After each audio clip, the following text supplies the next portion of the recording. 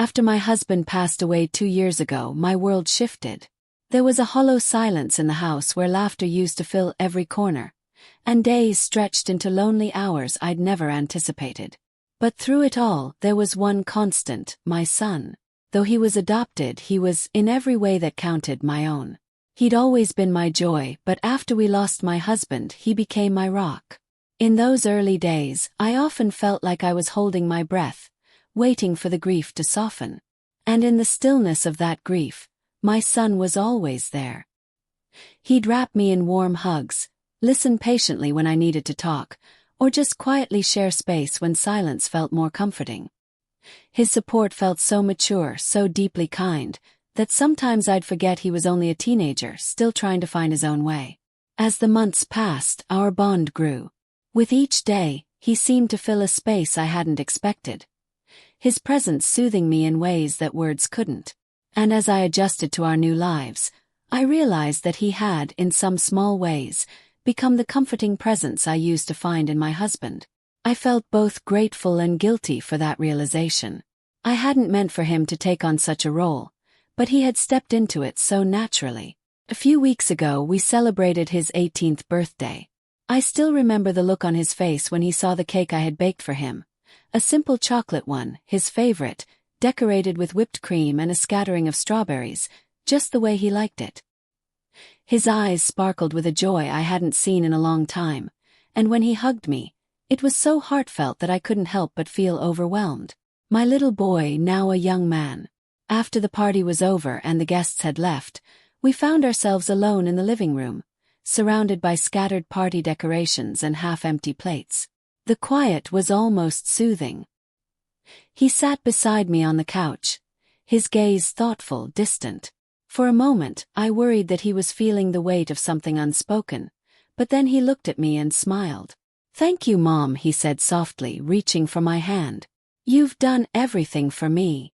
I squeezed his hand back, my throat tightening. "Oh, sweetheart, it's nothing. It's what mothers do." He shook his head, still holding my hand.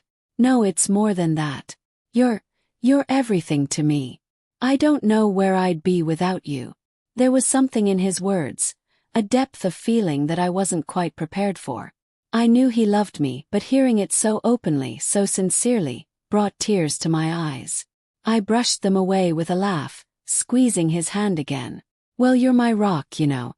I don't know what I would have done without you these past couple of years." He looked away then, but not before I saw a hint of sadness in his eyes. I wanted to reach out to ask him what he was thinking, but instead I waited, letting him find his words. Eventually he turned back to me. "It's strange, isn't it?" he murmured. Sometimes I feel like it's just you and me against the world." I nodded, understanding more than he might have realized. "I feel that way too sometimes." A quiet smile touched his lips, and he rested his head on my shoulder, just like he used to when he was little. I felt the warmth of his presence and the steady rhythm of his breathing.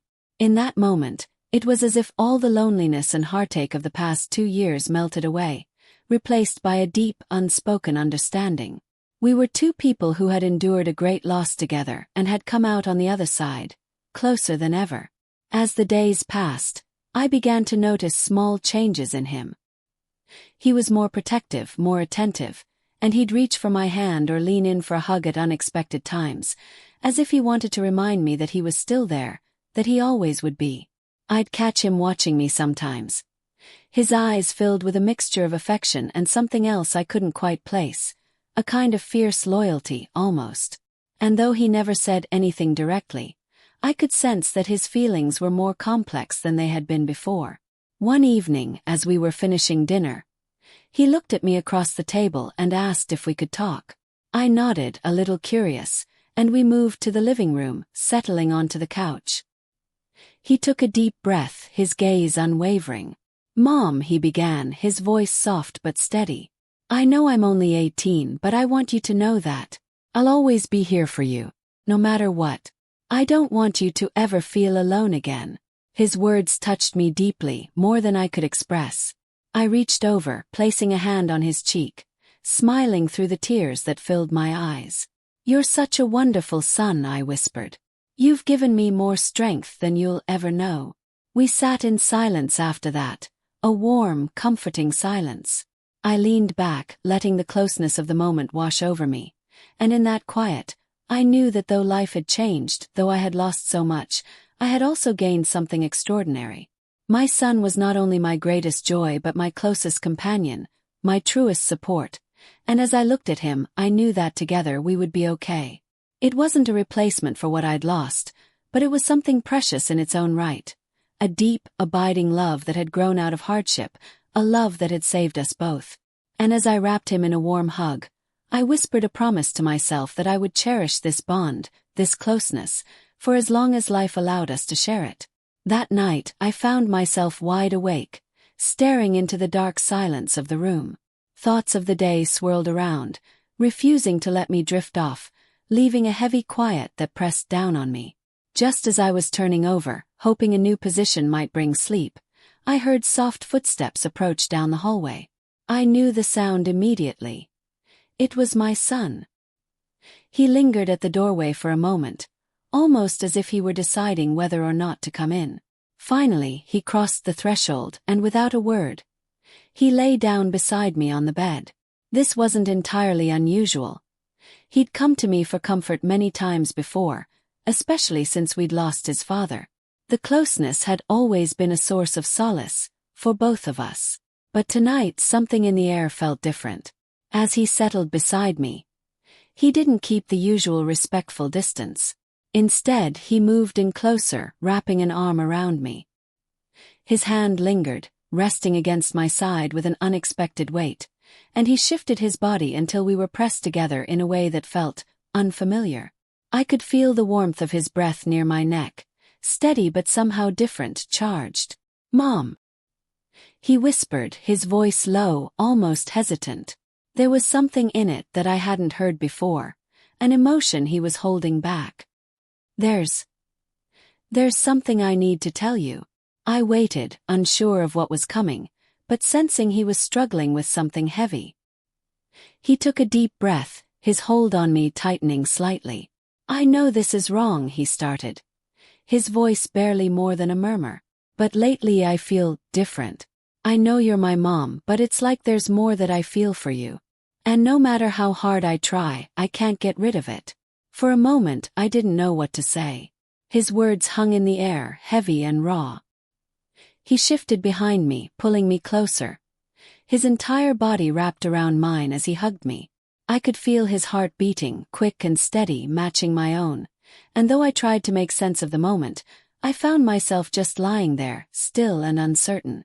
"Sweetheart," I managed softly, my voice a whisper in the dark. "You've been everything to me too." I let out a shaky breath, trying to find the right words, struggling to understand how to untangle the closeness we'd developed. "We've both been through so much," I continued, trying to comfort him, to make sense of what he might be feeling. "But these feelings, maybe they're just confusion from how close we've been."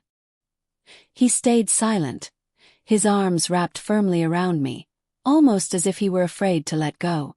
And in the quiet, I could feel the depth of his affection, the complexity of his emotions. I lay there, thinking about how to help him understand the boundaries that kept us safe, that kept our bond pure, even in the face of all we'd been through together.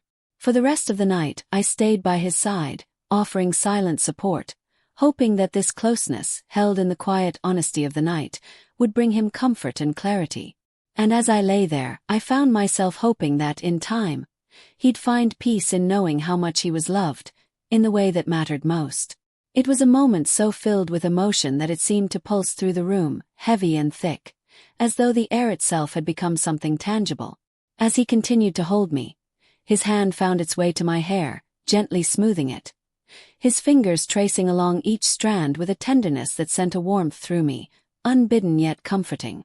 I lay there, still and uncertain, caught in the tension between my mind's instinct to pull away and my heart's longing to stay.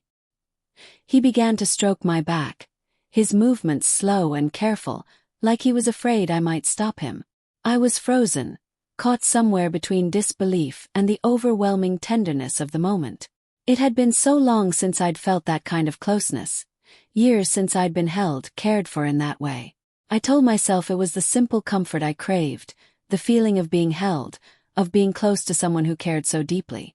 I could sense the conflict in him, the way his touch softened as though he, too, was unsure of what to do, how to navigate this space we found ourselves in. And though I knew I should say something, my heart ached with a yearning I hadn't realized was there until this very moment. For just that night I let myself feel that closeness, let myself be held, savoring the comfort, letting the quiet connection wrap around us both like a fragile thread, a moment caught in time.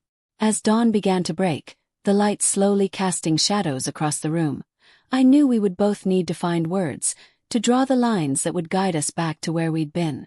But in those silent, still hours, I allowed myself to be in that space with him, grateful for the warmth, for the connection that was honest and tender. And though it was complex, I held on, knowing that sometimes, in moments of grief and loneliness, closeness was enough to sustain us both. In the stillness of that early morning, as the world lay quiet around us, his words began to flow, each one wrapped in warmth and sincerity. His hand still rested gently on my arm, his presence close and comforting, yet his voice held a tenderness that surprised me. "Mom," he murmured, his voice almost a whisper in the soft light. "I don't think you realize how beautiful you are. How much I look up to you." I turned to him slightly, feeling a rush of emotions at his words, unsure of how to respond. It had been a long time since anyone had spoken to me like that, since I'd felt truly seen. He went on, his words gentle and filled with affection. "You've done everything for me," he continued, his gaze never wavering. "I can't imagine what my life would be like without you. You're incredible." A warmth filled my chest, a feeling I hadn't experienced in a long time. He spoke with such sincerity, and there was an openness in his expression that caught me off guard. I felt a blush rise to my cheeks as I listened, absorbing each word, feeling cherished in a way that was both surprising and deeply touching. "You deserve to be happy," he said softly, his eyes filled with something I couldn't quite place. "You've done so much, given so much. I just want you to know that I think you're amazing." There was a pause as his words settled between us, filling the space with a gentle intimacy that felt safe and genuine. I reached for his hand, giving it a gentle squeeze, grateful for his kindness, his love, his willingness to share what was in his heart. "Thank you," I whispered, my voice thick with emotion. "I don't think you know how much that means to me." We lay there in silence, the warmth of his compliments lingering, wrapping around me like a soft blanket. In that moment I realized just how lucky I was, to have him beside me, to feel the depth of his love, to be reminded of how much we truly meant to each other. The quiet between us was filled with a renewed understanding, an appreciation for the bond we shared, one that had been tested but remained steadfast and true. And as the first light of dawn painted the room, I felt a sense of peace settle over me, knowing that no matter what, we would always have each other.